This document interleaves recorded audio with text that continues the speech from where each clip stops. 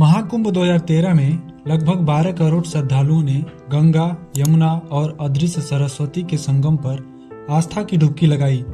लेकिन 144 साल बाद होने वाले इस 2025 महाकुंभ में 40 करोड़ श्रद्धालुओं के शामिल होने की संभावनाएं हैं। इसका अनुमान आप 2025 के कुंभ बजट से ही लगा सकते हैं, जो कि 6,382 करोड़ है। और इस बार का कुंभ 4,000 हेक्टेयर में होने वाला है, जिसको हम अंतरिक्ष से भी देख सकते हैं। आपके मन में ये प्रश्न जरूर उठता है कि दुनिया का सबसे बड़ा धार्मिक आयोजन कुंभ मेला क्यों और कैसे शुरू हुआ। आज के इस डॉक्यूमेंट्री वीडियो में जानेंगे इस अद्भुत आयोजन की पूरी कहानी। महाकुंभ मेला भारत का एक ऐतिहासिक और धार्मिक आयोजन है, जो न केवल भारतीय संस्कृति और आध्यात्म का प्रतीक है, बल्कि यह दुनिया के सबसे बड़े मानव सभाओं में से एक है।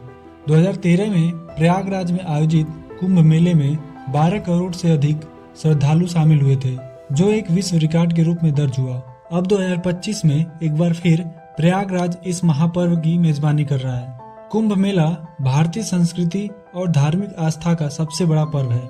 यह आयोजन सदियों पुरानी परंपराओं, आध्यात्मिक और मानवता के संगम का प्रतीक है। इसे दुनिया का सबसे बड़ा मेला माना जाता है। कुंभ की उत्पत्ति भारतीय धार्मिक ग्रंथों और पौराणिक कथाओं से जुड़ी है। इसका उल्लेख विष्णु पुराण, भागवत पुराण और महाभारत में भी मिलता है। पौराणिक कथा के अनुसार एक बार दुर्वासा ऋषि ने इंद्र को एक दिव्य माला भेंट की, जो अपार शक्ति और आशीर्वाद का प्रतीक था। इंद्र ने इस माला का सम्मान नहीं किया और इसे अपने ऐरावत हाथी के गले में डाल दिया। ऐरावत ने माला को तोड़कर जमीन पर गिरा दिया। यह देख दुर्वासा ऋषि को क्रोध आ गया। उन्होंने इंद्र को शाप दिया कि उनकी शक्ति और वैभव नष्ट हो जाएंगे। दुर्वासा ऋषि के शाप के कारण देवताओं की शक्ति कमजोर हो गई और असुरों ने स्वर्ग पर अधिकार कर लिया। और तब देवताओं ने भगवान विष्णु से सहायता मांगी। विष्णु जी ने सुझाव दिया कि अमृत की प्राप्ति के लिए देवताओं और असुरों को मिलकर समुद्र मंथन करना होगा। देवता और असुर समुद्र मंथन के लिए तैयार हो गए और फिर बद्रांचल पर्वत को मंथन की मथनी और वासुकी नाग को रस्सी बनाया गया।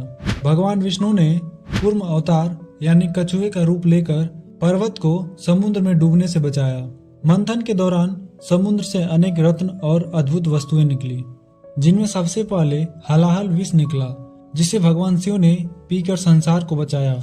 इस विष को उन्होंने अपने गले में ही रोक लिया और तब से उनका एक नाम नीलकंठ भी पड़ा।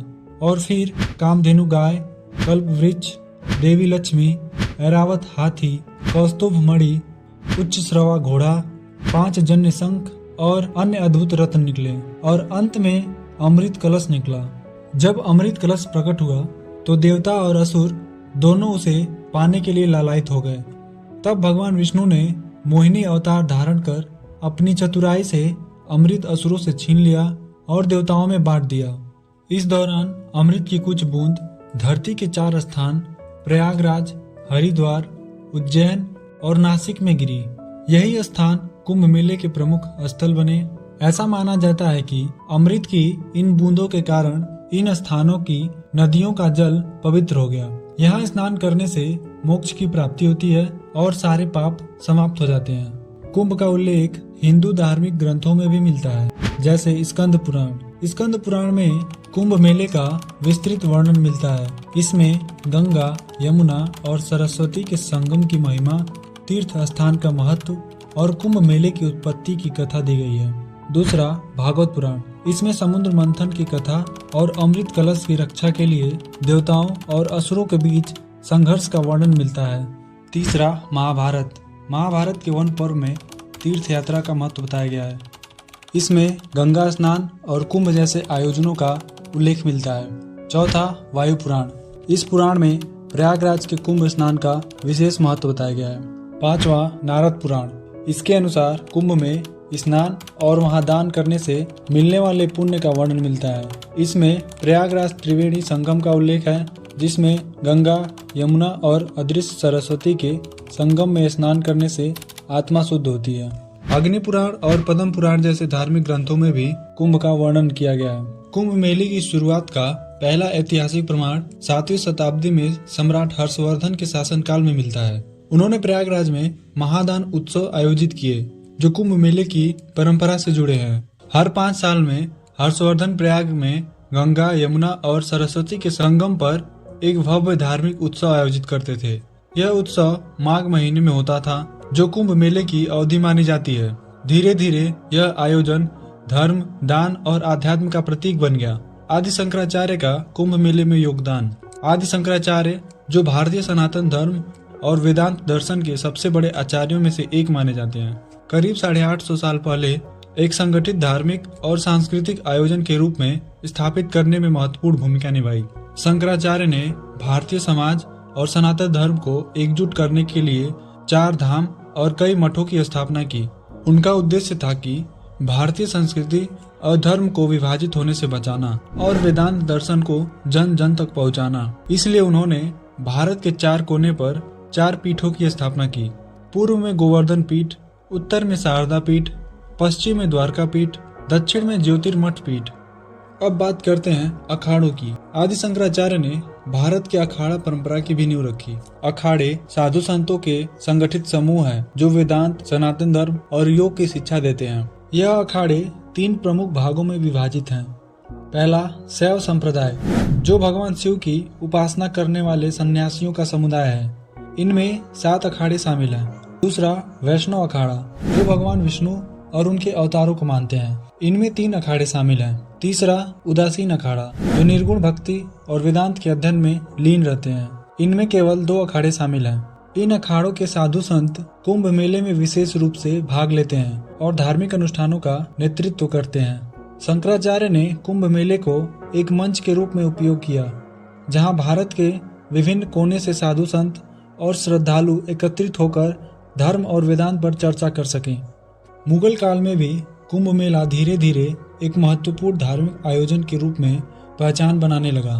अकबर ने 1583 में प्रयागराज का नाम इलाहाबाद रखा और उसे पवित्र तीर्थ स्थल के रूप में मान्यता दी और यहाँ संगम के पास एक किला भी बनवाया।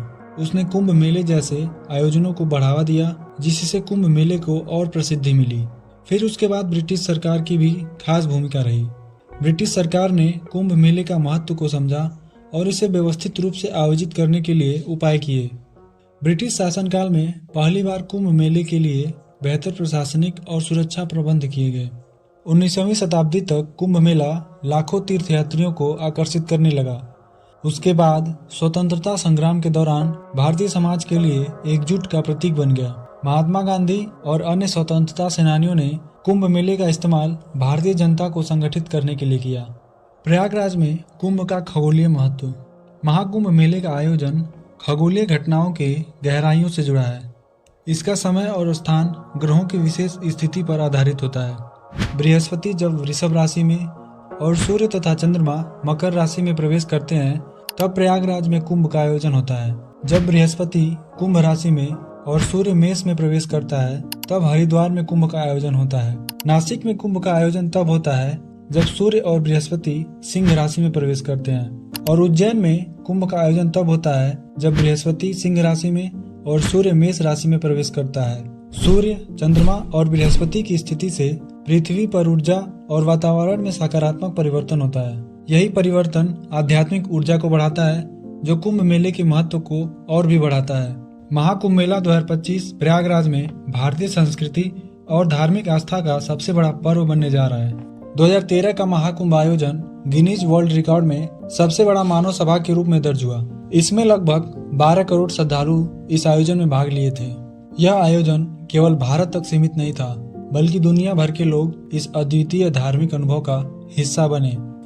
2025 का महाकुंभ पिछले महाकुंभ के अनुभव और नई तकनीकों के साथ यह आयोजन और भी बड़ा और बेहतर होगा। इस बार का कुंभ 4000 हेक्टेयर में आयोजित होगा और 40 करोड़ श्रद्धालुओं के शामिल होने की उम्मीद है। इस बार का कुंभ मेला 13 जनवरी से 26 फरवरी 2025 तक आयोजित होगा। 2025 का कुंभ मेला ज्योतिष दृष्टि से अत्यंत महत्वपूर्ण है। इस दौरान सूर्य, चंद्रमा और बृहस्पति विशेष योग में होंगे जो इसे धार्मिक रूप से और भी पवित्र बनाएंगे।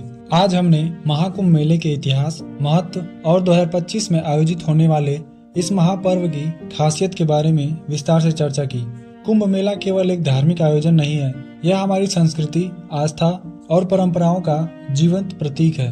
कुंभ मेला हर बार हमें सिखाता है कि लाखों करोड़ों लोग, चाहे उनकी भाषा, जाति, धर्म, संस्कृति अलग क्यों ना हो, एक ही उद्देश्य के साथ इकट्ठा हो सकते हैं, पवित्रता, मोक्ष और मानवता का संदेश फैलाने के लिए। हमने जाना कि कैसे समुद्र मंथन से निकला अमृत कलश हमारी पौराणिक कथाओं से जुड़ा है।